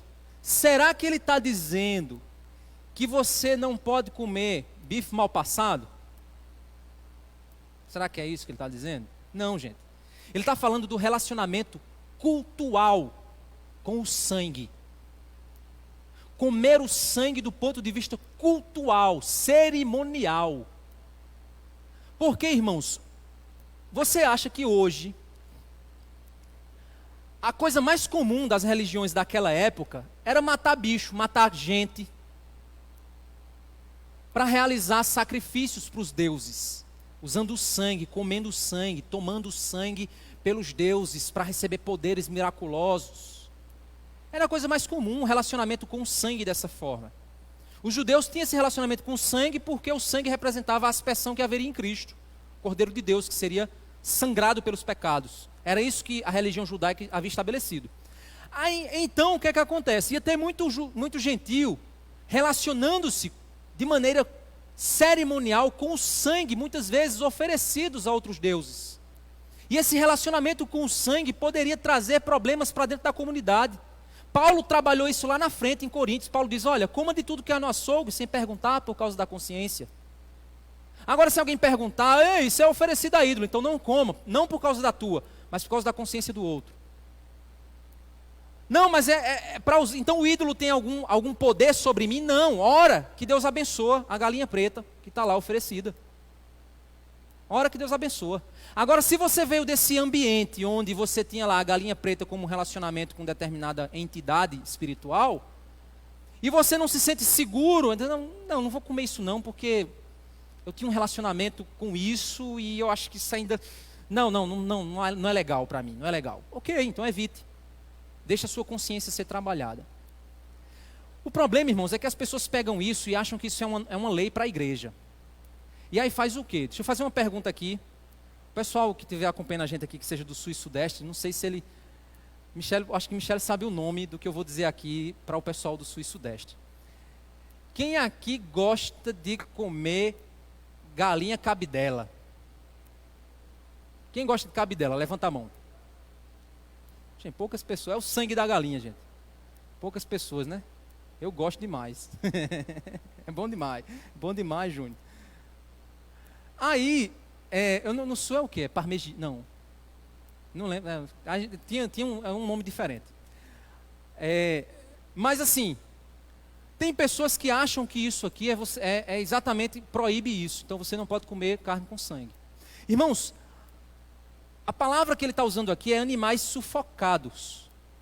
Ele está falando sufocados e do sangue. Ele está falando no sentido de que você ter um relacionamento cerimonial com aquilo. Você está sufocando o animal por um ritual cerimonial. Algo que você está fazendo porque o sangue tem um valor espiritual para você. Então se abstenha disso. Não, isso não é seguro para você, não é legal para você. Não se envolva mais com isso. Mas... eu acho que ninguém aqui mata uma galinha fazendo sufocando a galinha em casa para oferecer aos deuses. Eu acho que na nossa cultura aqui ninguém faz isso aqui. Você faz isso, quem mata a galinha vai enforcando a pobre da galinha, aí esse sangue dela vai ser oferecido. Não, eu acho que ninguém faz isso. Eu mesmo não como galinha com o sangue dela dizendo isso, fazendo isso. Para mim é indiferente, é uma comida. Para mim é uma comida. Então esses aspectos, ele diz, olha, mas evite isso aí porque vai ser bom para vocês. Lá na frente, algumas coisas, elas são revogadas, elas são trabalhadas, elas são alteradas. Paulo trabalha algumas coisas dessas aqui de maneira mais completa. Aí alguém vai dizer, não, mas é proibido o sangue porque lá para Noé, Deus disse a Noé que não coma o sangue do animal porque eu requererei o sangue da vida do animal. Aí você diz, por que isso? Porque lá na frente, gente, esse sangue se tornou cerimonial. Era aspergido para representar o cordeiro que viria. Então o que Deus estava preparando lá era dizer o seguinte, olha, o que Deus estava dizendo era mais ou menos assim, olha, não se relacionem com o sangue do animal, porque eu vou desenvolver um relacionamento com ele. Eu vou requerer para mim esse sangue. Então, não façam isso. Por quê? Porque todas as outras nações iam fazer. Mas vocês, Israel, não façam, porque eu vou definir o que é que ele vai significar corretamente. Porque, meus irmãos, imagina, eu não posso comer carne com sangue, então você tem que fazer um trabalho bem de extração sanguínea do bicho, que, meu amigo, a carne vai ficar branquinha, viu? É um negócio assim que não faz sentido. Não é essa a preocupação aqui. Certo? Então a gente tem que entender bem para a gente não cometer certos equívocos. Ok? Aí acontece que eles decidem escrever a primeira epístola da igreja cristã da história.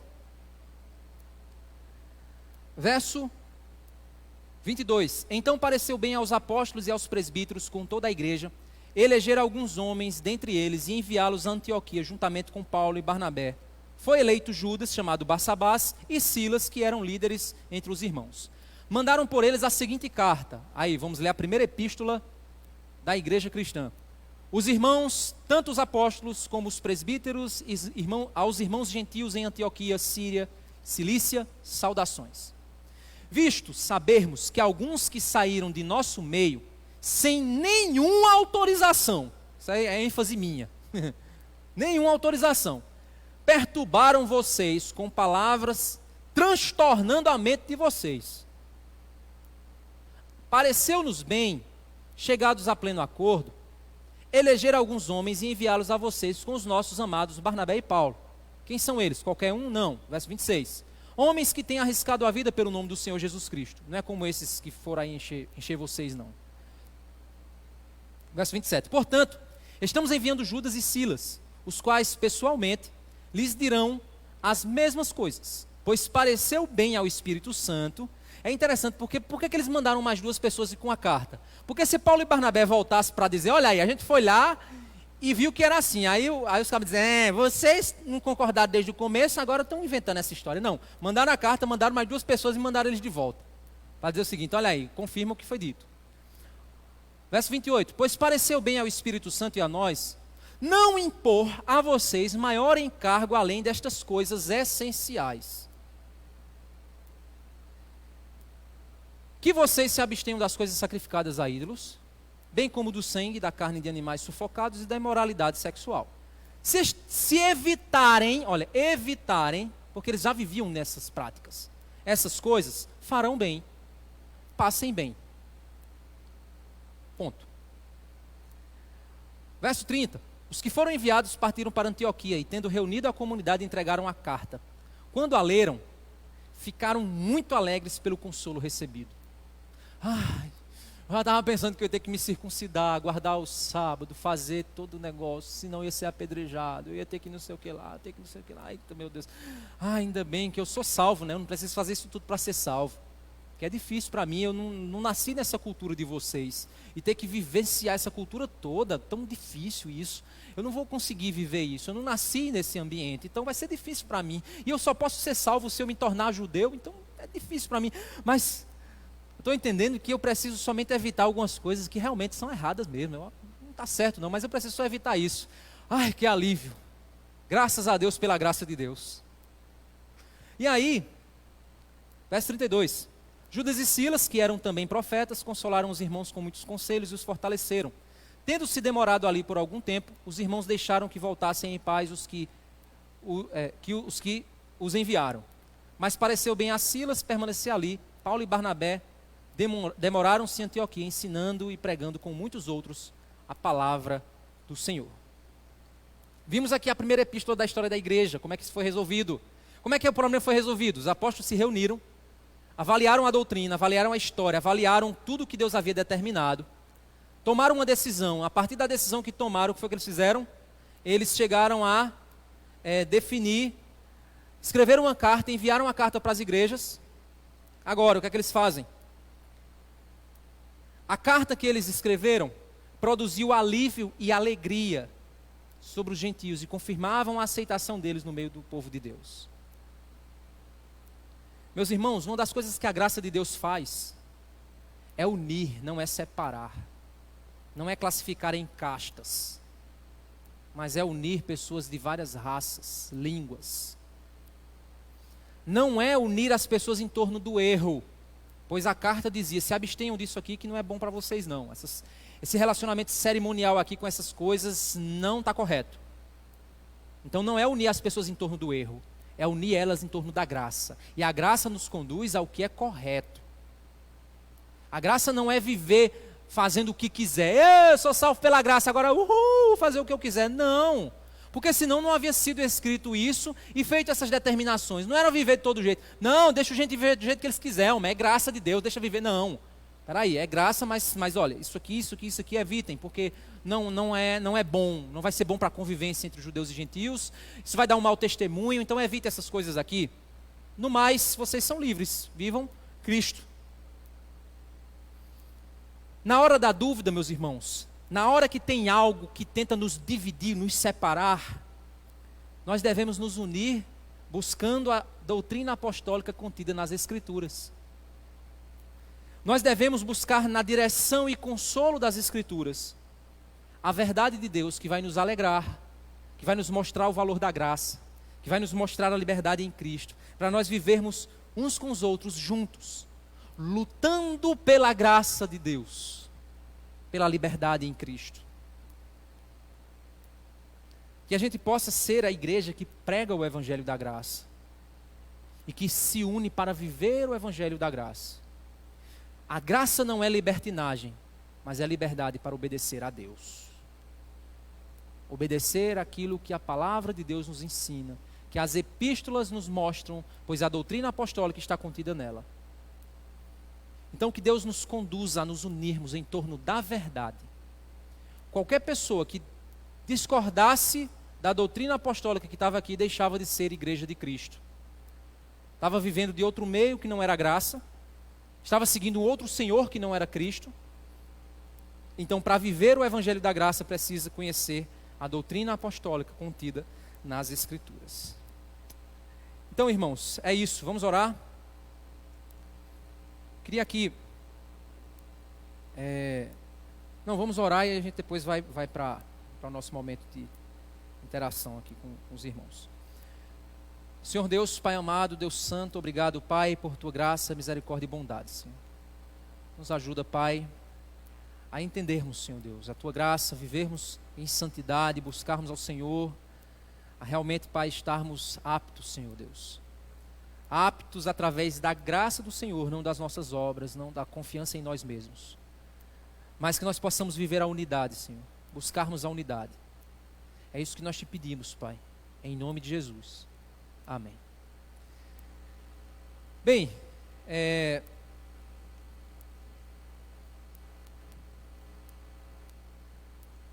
aqui nós temos pessoas que estão nos visitando hoje, né, pela primeira vez. Nós tivemos visitantes também no nosso culto às 4h30 e temos aqui visitantes também nesse culto. A gente ia ter mais um outro visitante também no culto das 4h30, mas infelizmente não deu certo.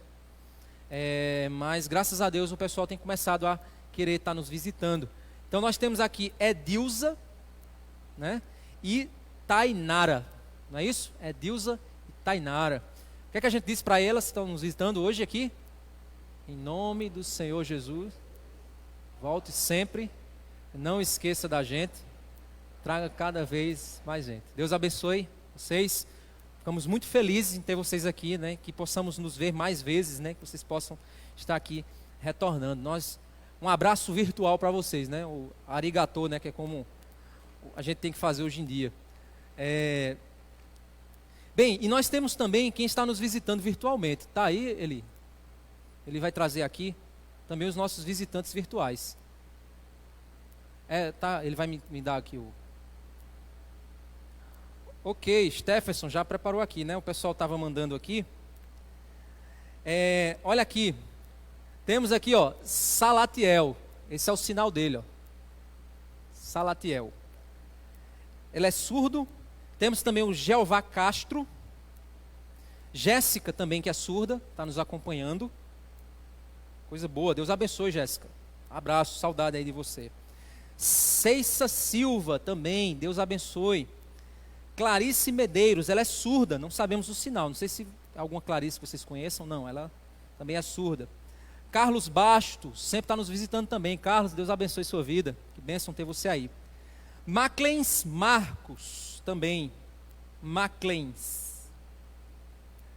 Williams Lopes. Vanusa Rocha. Silvana. Wesley Silva, ele é surdo. Acho que é o Wesley surdo, né? Wesley também está aqui nos visitando. Que bênção ter vocês aqui. E aí a gente pediu, semana passada eu fiz um desafio, né? Eu disse assim, olha, quem... Tá funcionando aqui, tá? Ah, tá no mute, né? Eu fiz um desafio, né? Eu pedi para Salatiel, ele mandar um vídeo, né? Pra gente, já que ele sempre tem nos acompanhado. E aí Stephenson vai passar o vídeo dele aí, né? Virtualmente, falando aqui com a gente. Aí eu vou pedir para um intérprete interpretar aqui. Qual? Amarelo? Eu acho que tu vai ter que vir mais aqui. Senta aqui, ó. Ah, vai até lá? Ok, aí Stephenson vai passar o vídeo aí, você vai assistir de casa, a gente vai ver aqui no telão aqui. Um momento, Stephenson. Espera aí. Chegou.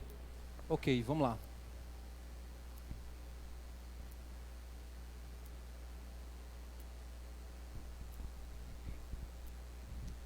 Olá, paz do Senhor a todos.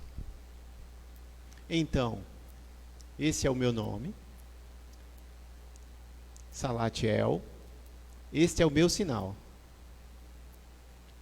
Sou aqui de Brasília e tenho uma ligação muito forte com vocês aí na Paraíba. Campina Grande eu conheço, já fui aí já. A minha avó mora aí. E eu quero muito poder ir aí novamente, ter contato com ela e com vocês. Deus abençoe. Deus abençoe o ministério também. Que Deus possa permanecer vocês em união firmes. Amém. Amo todos. Tchau. Amém. Que bênção, né? Ele está lá de Brasília, nos conheceu, né? Tem sempre nos acompanhado. Salatiel, Deus abençoe sua vida, né? Uma alegria. Temos também outros irmãos que têm sempre estado aqui conosco, né? O Carlos Bastos sempre tem nos acompanhado. Deixa eu ver outras pessoas que... Aí tem os irmãos que a gente já conhece, né? Alguns aqui. Então, que Deus abençoe sua vida, né? Que vocês possam estar compartilhando esse vídeo, tudo que a gente está produzindo aqui, porque a nossa intenção realmente é levar o ensino das Escrituras, que as pessoas possam aprender a palavra de Deus, principalmente aqueles que ainda não conhecem a Jesus, que eles possam conhecer a Cristo através da pregação. E eu também, se você quiser entrar em contato com a gente, você que está aí acompanhando, não é você que ainda não conhece a Cristo e que de alguma forma você quer orar junto com a gente para entregar a sua vida ao Senhor Jesus. Entre em contato com a gente pelo WhatsApp da nossa igreja. Stefson vai mostrar aí as nossas mídias.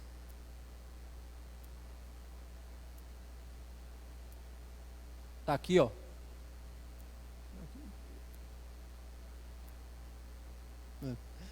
Então vai. O WhatsApp está aí, tá, Stefson? Está aqui, ó. Aqui embaixo. Espera aí, é aqui, ó. Aqui, ó. Você vai ver o WhatsApp. Vai virar figurinha no WhatsApp da igreja. Ei, Jesus. Então, entre em contato aí por nossas mídias, certo? Então, você que está aí, que quer entregar sua vida a Cristo, você quer orar junto com a gente, entre em contato pelo nosso WhatsApp. A gente vai tentar aí dar essa assistência para que você conheça o Senhor Jesus. O nosso objetivo, você está nos acompanhando e você ainda não tem uma igreja local. Não existe igreja virtual, gente. Igreja é comunidade de pessoas que se veem, que convivem juntas. Então você está recebendo a bênção de ser alimentado espiritualmente por nós aqui de longe, né? Nós amamos você que está aí, mas nós não podemos ser edificados pelo serviço mútuo, porque nós não convivemos, né? Então você precisa de uma igreja local, uma comunidade aí próximo, bíblica, para que você possa conviver. Mas, se você quer entregar a sua vida a Cristo, manda uma mensagem para o nosso WhatsApp. A gente vai ter o prazer de estar atendendo você e orando junto com você, para que você tenha esse conhecimento do Senhor Jesus. Então, esse é o nosso. E outra coisa também, você que está nos acompanhando, se você quiser, você tira uma selfie e a gente vai mostrar você aqui para a gente lhe conhecer, tanto a igreja conhecer quanto os irmãos que estão em casa. Você tira uma selfie, manda para o WhatsApp da igreja e a gente mostra aqui. E eu quero nesse momento orar por você que está aí em casa, né, e também por quem está nos visitando aqui presencialmente, né, quero orar pela vida de vocês que estão nos visitando. E então aquilo que você tem no seu coração que você quer entregar ao Senhor nesse momento, então use esse momento para você entregar a Cristo. A minha oração é igual à sua, não tem diferença nenhuma, né, eu não sou um sacerdote que vá entre Deus e você, não. A minha oração é igual à sua. Mas eu quero orar por você, você vai orar também junto aí, entregando aquilo que está tirando a tua alegria, está te preocupando, né? Você que está aqui também, os irmãos, você que está em casa também, você que é membro aqui da Batista da Graça, aquilo que está incomodando o teu coração, vamos orar nesse momento ao Senhor, para que Ele esteja nos guiando nesse momento, e a gente finaliza aqui a nossa transmissão, o nosso culto praticamente já foi finalizado, né, foi o término da mensagem, mas aqui finalizar o nosso momento aqui, todos juntos. Vamos orar? Senhor Deus, Pai amado, Deus santo, te peço nesse momento, Pai, por cada irmão que está aqui, Senhor, sendo abençoado, Pai, pela Tua palavra. Te peço, Senhor Deus, aquilo que está trazendo ao coração deles angústia, medo, privação de algo, Senhor, que o Senhor esteja visitando, Pai. Que Cristo seja, Pai, o refúgio que eles precisam, Senhor. Esses irmãos que têm nos visitado sempre, esteja visitando a casa deles, abençoando a vida deles. Os irmãos que estão nos visitando aqui, Senhor Deus, que o Senhor esteja alcançando seus corações, suas vidas. Obrigado, Pai, por nossa igreja, por todos os irmãos que estão aqui conosco. Obrigado por Tua graça, por Tua misericórdia, por Tua bondade. Te peço, Senhor Deus, nos capacita a usarmos esse ministério de mídias para a Tua glória. Nos capacita também, Senhor Deus, a sermos uma igreja atuante, uma igreja viva, Senhor Deus, uma igreja que opera, que é instrumento do Teu reino, Senhor. É isso que nós te pedimos em nome de Jesus. Amém. Sim, tem uma última coisa que eu estava esquecendo. O vídeo está pronto aí, Stefson? O vídeo lá do... Ontem, gente, a gente teve uma programação. Aí, o Stefson fez uma filmagem ali, aí eu pedi para ele dar uma trabalhada ali no vídeo. Para quem não participou, para quem também está em casa e não veio, saber que ontem o Ministério de Mulheres teve uma charreata, né, do Miguel, filho aí de Stefson, que está previsto aí para quando, Stefson? Daqui a pouco, né? Será que não é agora, hein? Terminar a transmissão e tu corre. Esse mês, né? Então a gente vai assistir aqui o vídeo, né? Como uma ação do Ministério de Mulheres. Pode passar.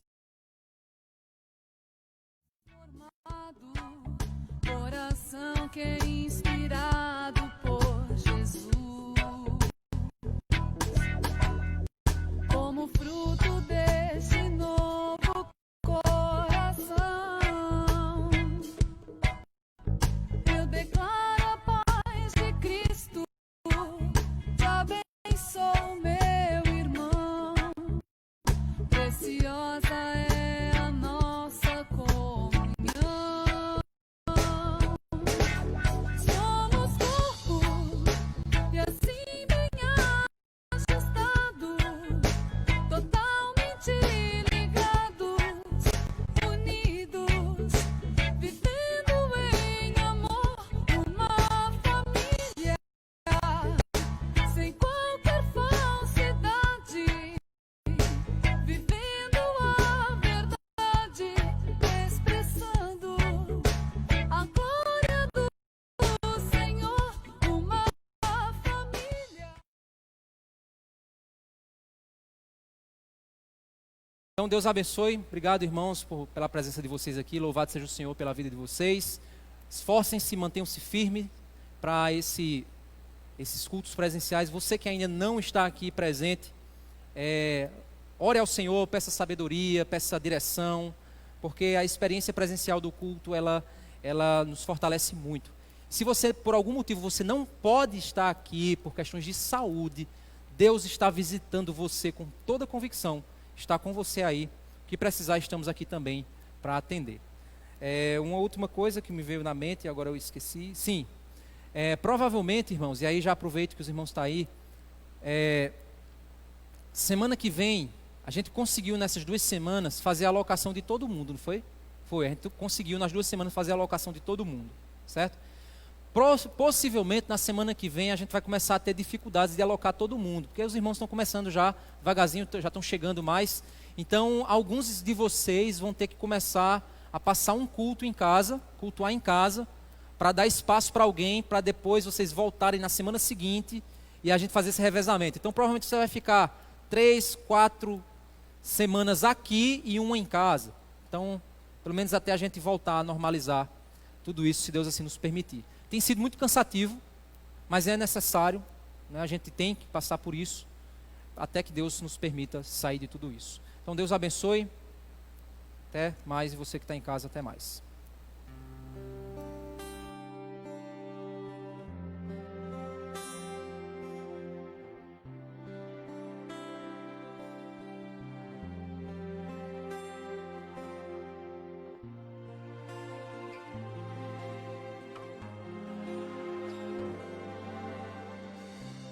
Quando o Senhor Jesus chamou meu coração, não fez um convite descuidado ou impensado, não quis apenas ser gentil ou educado, mas deixou claro